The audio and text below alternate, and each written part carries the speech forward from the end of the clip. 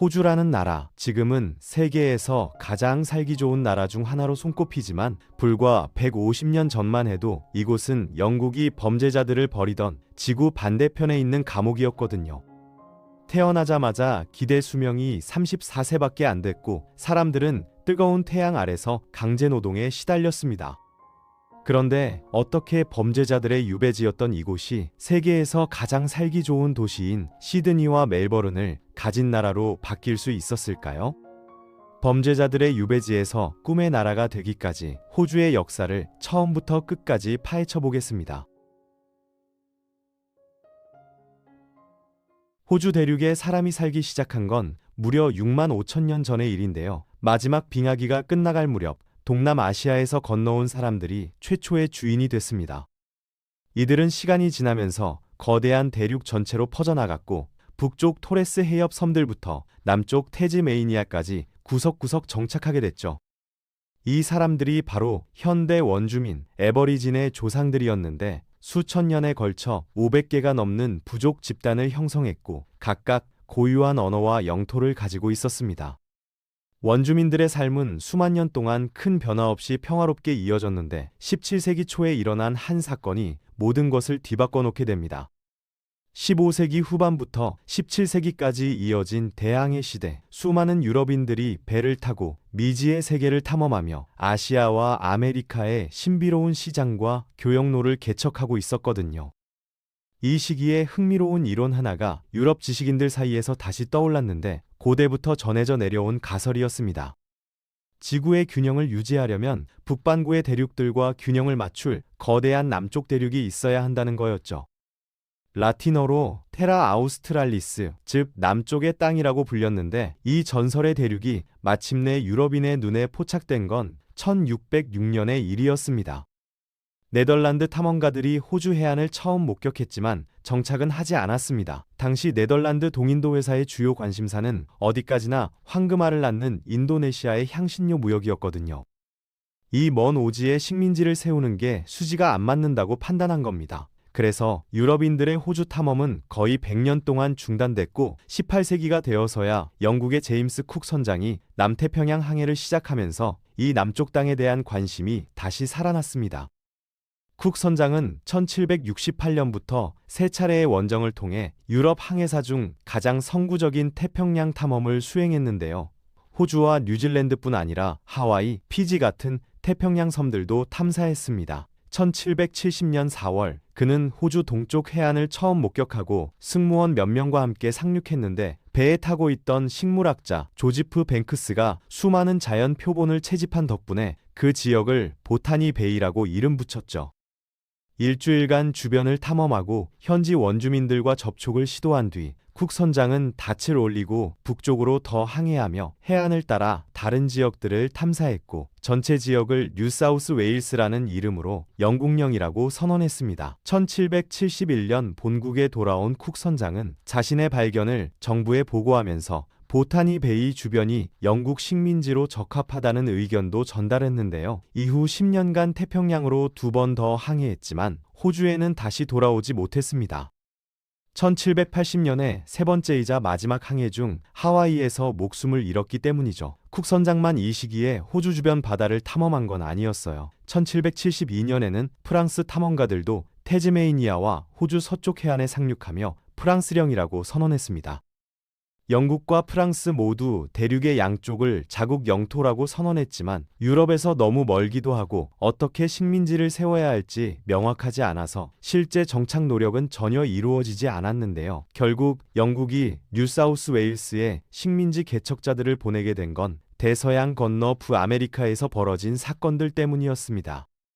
1775년 미국의 13개 식민지가 영국 지배에 맞서 무장 반란을 일으켰고 8년간 이어진 독립전쟁 끝에 미국이 탄생했거든요. 이 사건은 영국에게 단순한 영토 상실 이상의 문제를 안겨줬습니다. 그 전까지 100년 넘게 영국은 경범죄로 유죄 판결을 받은 죄수들을 미국 식민지로 보내서 인구를 늘리는 방식을 써왔거든요. 이제 그 옵션이 사라지자 영국 정부는 죄수들을 호주로 보내서 미국의 상실을 보상할 새로운 식민지를 세우게 하는 계획을 세웠습니다. 1787년 5월 1,400명을 태운 11척의 배로 구성된 제1함가 영국을 떠나 호주로 향했고 이듬해 2월 보타니 베이에 처음 상륙했는데요. 쿡 선장이 몇 년 전에 보고한 것과 달리 그 지역이 정착에 적합하지 않다는 걸 금방 알게 됐습니다. 제1함대의 선장 아서 필립은 대신 북쪽으로 더 항해해서 훌륭한 자연 항구가 있는 다른 장소를 발견했고 그곳에 도착하자 새 식민지의 총독 권한을 맡아 그 장소를 시드니 코브라고 명명했죠. 이것이 바로 위대한 남쪽 대륙의 영국 정착이 시작된 순간이었습니다. 1790년과 1791년에 각각 제2함대와 제3함가 더 많은 죄수들을 실어 날랐고 시드니에 도착한 이들이 새 식민지의 핵심을 이뤘는데요. 초기 몇 년간은 죄수들과 그들을 감시하는 간수들이 뉴사우스 웨일스 인구의 대다수를 차지했습니다. 그런데 이 감옥 같은 땅에서 나중에 술 때문에 쿠데타가 일어나게 됩니다. 하지만 시간이 지나면서 형기를 마친 죄수들이 자유시민으로 풀려났고 그 결과 자유민간인 인구가 점점 늘어났죠. 은퇴한 식민지 군인들과 매년 영국에서 오는 자유정착민들도 여기에 합류했습니다. 이렇게 인구가 급증하면서 사회 문제도 함께 불거졌는데요. 1804년 3월에는 캐스릴 지역에서 호주 역사상 최초의 죄수 반란이 일어났습니다. 식민지 당국에 의해 재빨리 진압됐지만 아이러니하게도 4년 뒤에는 바로 그 반란을 진압했던 연대가 당시 식민지 총독 윌리엄 블라이를 쿠데타로 축출해버렸어요. 럼 반란이라고 불리는 1808년의 이 사건은 식민지 군인들이 참여한 불법 럼주 거래에서 이름을 따온 건데 호주 역사상 유일하게 성공한 무력 정권 장악이었습니다. 잠깐의 군사 통치 기간이 지난 뒤 레클런 맥쿼리가 뉴사우스 웨일스의 새 총독으로 임명됐고 곧바로 식민지의 민간 기반 시설 개선에 착수했는데요. 시드니가 식민지로서 성공적으로 자리 잡은 것은 영국 당국에게 호주가 제국 확장을 위한 실행 가능하고 지속 가능한 선택지라는 걸 증명했습니다. 그런데 시드니의 성공 소식은 같은 시기에 대륙을 탐험하던 프랑스인들의 귀에도 들어갔죠. 1788년 라페루즈 백작의 원정대와 1800년 니콜라 보댕의 원정대가 시드니에서 영국의 활동을 관찰하고 파리의 상관들에게 보고했는데 이로 인해 프랑스가 호주에 자체 식민지를 세울 가능성이 제기됐습니다. 이에 대응해 영국은 대남방 대륙 전역에 더 많은 식민지를 세우려는 노력을 강화했어요. 지역에 대한 통제를 확고히 하면서 동시에 프랑스의 식민지 야망을 차단하려는 목적이었죠. 그 결과 19세기가 진행되면서 형벌 식민지와 자유정착지가 혼합된 새로운 영국 정착지들이 호주 전역에 등장했는데요. 1800년대에 반 디멘스랜드의 론세스턴과 호바트가 세워졌고 1824년에는 지금의 브리즈번인 모턴베이 형벌 정착지가 설립됐습니다. 1829년에는 서우주의 퍼스와 스완 리버 식민지가, 1835년에는 나중에 빅토리아 식민지가 되는 멜버른이, 1836년에는 애들레이드를 중심으로 한 사우스 오스트레일리아가 세워졌죠. 하지만 유럽인들의 이 모든 정착은 이 땅의 원래 주인이었던 원주민들에게 급속한 영향을 미쳤는데요. 지구 반대편에서 식민지를 세우려면 얼마나 힘든지 잘 알고 있던 영국인들은 처음에는 원주민들과 협력하고 이해하는 정책을 펼쳤습니다. 그들의 신뢰를 얻어서 미지의 땅에서 살아남는 데 도움을 받으려 했던 거죠. 그런데 선의의 의도와는 별개로 영국인들의 배에는 앞으로 영국인과 호주 원주민 사이의 관계에 돌이킬 수 없는 큰 피해를 줄 무언가가 실려 있었습니다. 그것은 바로 질병이었어요. 지난 6만 년간 상대적으로 고립되어 살아온 원주민들은 유럽인들이 가져온 많은 질병에 대한 자연 면역력이 거의 없었거든요. 1789년 4월에 천연두가 발생해서 시드니 지역 원주민 인구의 약 절반이 사망했는데 영국 정착민 중에서는 단 한 명만 사망한 것으로 기록됐습니다. 천연두뿐 아니라 홍역, 독감, 장티푸스, 결핵 같은 전염병이 19세기까지 계속됐고 원주민 공동체에서 높은 사망률을 초래했죠. 질병 발생과 함께 영국인과 원주민 사이의 관계는 문화적 오해로 인해 더욱 악화됐는데요. 예를 들어 원주민들은 자기 땅에 있는 모든 동물을 토종이든 아니든 사냥해도 되는 것으로 여겼지만 영국인들은 이를 자기네 가축을 훔치는 밀렵 행위로 봤습니다. 게다가 정착민들은 원주민들과 소통해야 할 필요가 있을 때 가끔 지역 부족에서 남성, 여성, 아이들을 납치해서 기본적인 영어를 가르친 뒤 두 집단 사이에 통역사로 부려먹기도 했어요. 이런 식으로 납치된 최초의 원주민 중 한 명이 베넬롱인데 시드니 주변의 에오라 부족과 새로운 정착민들 사이의 소통을 담당했습니다. 이 시기 원주민 공동체에서 또 다른 중요한 인물은 분갈이였는데 그는 납치되지 않고 자발적으로 식민지 개척자들과 원주민들 사이의 중재자 역할을 했어요. 그의 서비스가 워낙 귀중해서 1802년 호주 해안선을 탐사하던 매튜 플린더스 원정대에 합류하게 됐고 덕분에 호주에서 태어난 사람 중 최초로 나라 전체를 일주한 인물이 됐습니다.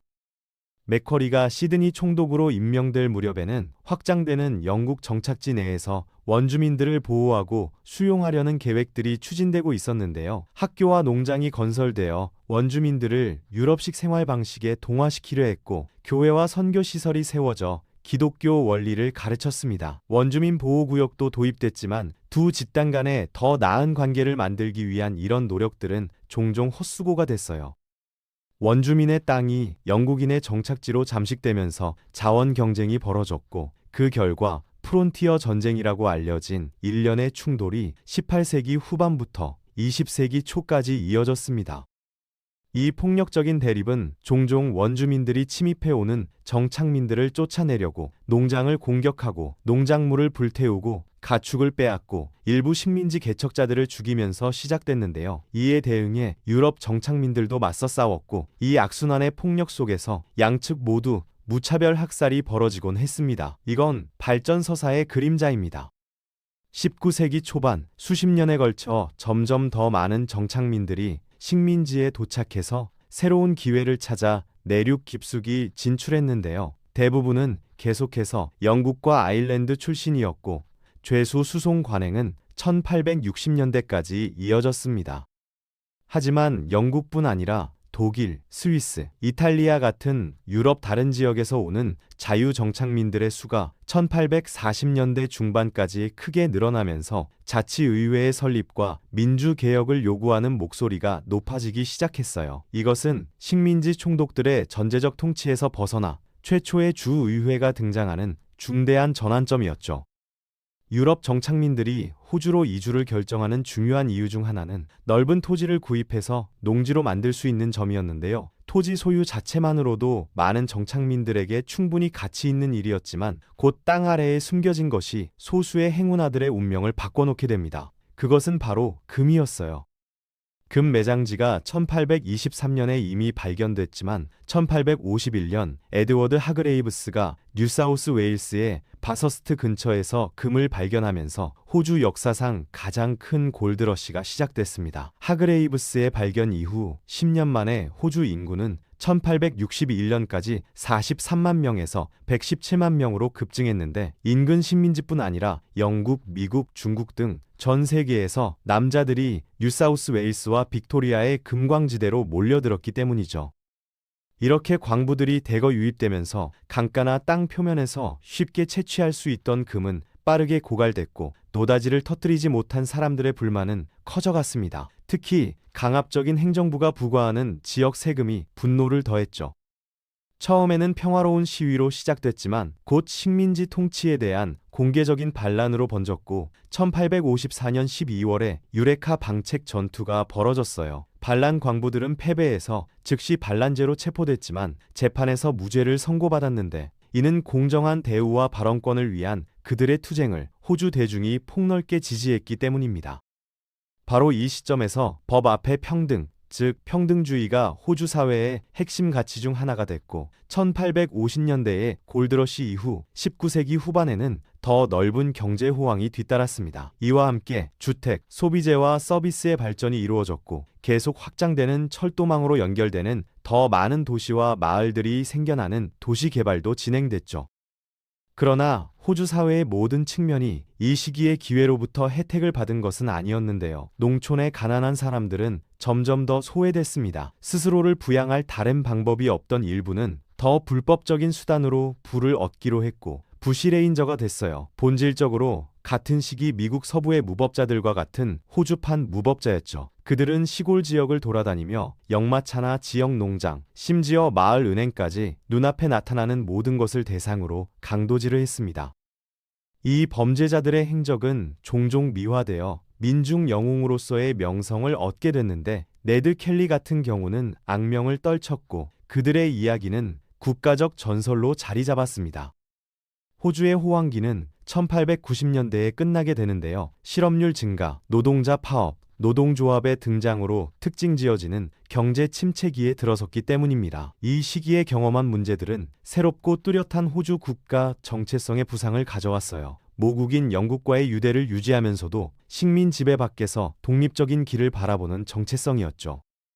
20세기의 여명과 함께 호주의 6개 식민지는 커져가는 국민 정서에 고무되어 런던의 대영 제국 정부로부터 연방화 승인을 받기 위해 노력을 집중했고 치열한 협상 끝에 1900년 7월에 법안이 의회를 통과했습니다.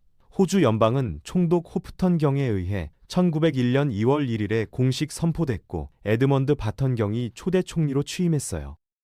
새 국가가 도입한 최초의 주요 법안 중 하나는 백호주의 정책이었는데 비유럽계 혈통을 가진 사람, 특히 아시아인들의 입국을 금지시킨 것입니다. 이것은 호주의 영국계 인구 구성을 유지하기 위한 정책이었어요. 당시 사람들은 이것이 신생 국가의 통합에 도움이 될 것이라고 주장했죠. 현실적으로는 백인 호주인들로부터 기회를 빼앗는 다른 민족을 막기 위해 고안된 인종차별 체제에 불과했죠. 이것 역시 발전 서사의 또 다른 그림자입니다.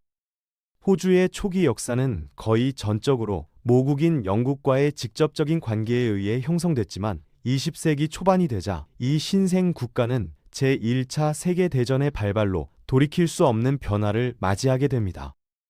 전투의 대부분은 유럽 전장에서 벌어졌지만 많은 호주 군인들에게 이 전쟁은 중동 전선, 특히 갈리폴리 전투로 기억됩니다. 1915년 갈리폴리 전역에서 호주와 뉴질랜드 연합군은 오스만 투르크군으로부터 다르다넬스 해협을 탈취하려다 끔찍한 사상자를 내고 패배했지만 호주 군대는 역경 속에서도 용맹과 희생으로 명성을 얻었어요. 1918년 전쟁이 끝날 때까지 약 30셴이 4천 명의 호주인이 해외에서 복무했고 6만 명이 전사하고 15만 명이 부상당했는데 이는 연합군 중 가장 높은 사상률이었습니다.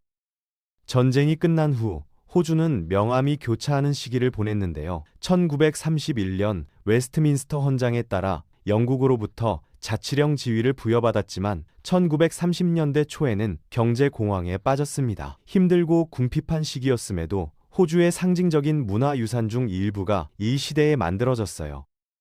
예를 들어 퀸즐랜드 및 노던 테리토리 항공 서비스가 1920년에 설립됐는데 나중에 쿼타스 항공이자 국가대표 항공사가 됩니다. 조종사 찰스 킹스포드 스미스 경은 1927년에 최초로 비행기로 호주를 일주했고 이듬해에는 캘리포니아 오클랜드에서 퀴즐랜드 브리즈번까지 사상 최초의 태평양 횡단 비행을 완수했죠. 스포츠 분야에서도 돈 브래드먼 같은 선수가 크리켓 경기에서 역대 최고 기록을 세웠고 경주마 파랩은 멜버른 컵, 호주 더비 등에서 우승하며 전설적인 명마가 됐습니다.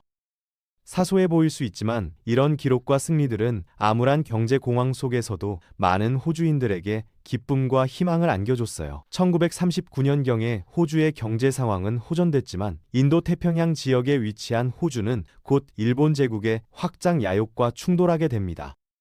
이전 세계대전과 마찬가지로 호주는 다시 한번 모국의 무장 호출에 응답했고 대영 제국 방어를 위해 전 세계에 군대를 배치했는데요. 유럽의 도시들부터 북아프리카의 사막, 버마의 정글, 태평양 섬들까지 뻗어 있었습니다.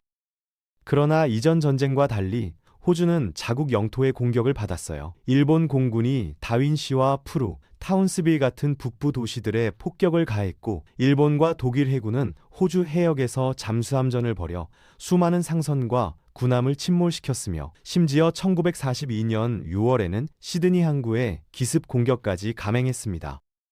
전쟁이 1945년에 막바지에 이를 무렵 호주는 자국의 지정학적 이해관계를 재조정하고 있었는데요. 지구 반대편에 위치한 모국의 보호에만 의존할 수 없다는 것을 깨달았기 때문입니다. 미국의 참전과 태평양 전역에서 호주군과의 연합작전은 의심할 여지 없이 런던보다는 워싱턴의 견해에 더 맞춰진 외교 전략의 전환을 가져왔죠. 전후 시기에는 또 다른 경제 호황이 찾아왔는데요. 특히 유럽의 전쟁 피해 지역에서 수천 명의 이민자들이 1940년대, 50년대, 60년대에 호주로 이주해 더 나은 삶을 구축하려 했습니다. 영국계가 아닌 이민자들이 대거 유입되면서 백호주의 정책은 현실 앞에서 무너졌어요. 새 이주자들은 제조업의 일자리를 채우고 주택과 기반시설 등의 건설을 맡으면서 호주 경제 성장을 이끌었습니다. 20세기 후반 호주는 더 나은 삶을 찾는 이들에게 최고의 목적지가 됐고, 지리적으로 고립된 위치 덕분에 냉전 같은 지정학적 갈등에서도 비교적 안전할 수 있었죠. 물론 미국과의 긴밀해진 관계로 인해 1960년대와 70년대 베트남 전쟁에 참전하게 됐지만, 외교 정책의 이런 변화는 국내 문제, 특히 식민지 시대의 원주민 탄압을 반성하는 계기가 됐습니다. 원주민 문제에 대한 인정과 화해 과정은 이 시기의 핵심 초점이 됐고, 역사적 부정의를 바로잡고 지난 수세기 동안 원주민들의 고통을 인정하려는 노력이 이루어졌어요. 호주의 변화된 모습은 1973년 시드니 오페라 하우스 개장과 2000년 올림픽 개최에서 잘 드러났는데요. 이 행사들은 하버시티와 국가 전체의 아름다움을 더 넓은 세계에 선보였습니다. 오늘날 호주는 어려운 환경 속에서도 적응하고 번영할 수 있음을 보여준 나라입니다. 이것은 거의 아무것도 없이 호주에 도착했지만 그토록 많은 것을 만들어낸 초기 식민지 개척자들의 유산일 겁니다.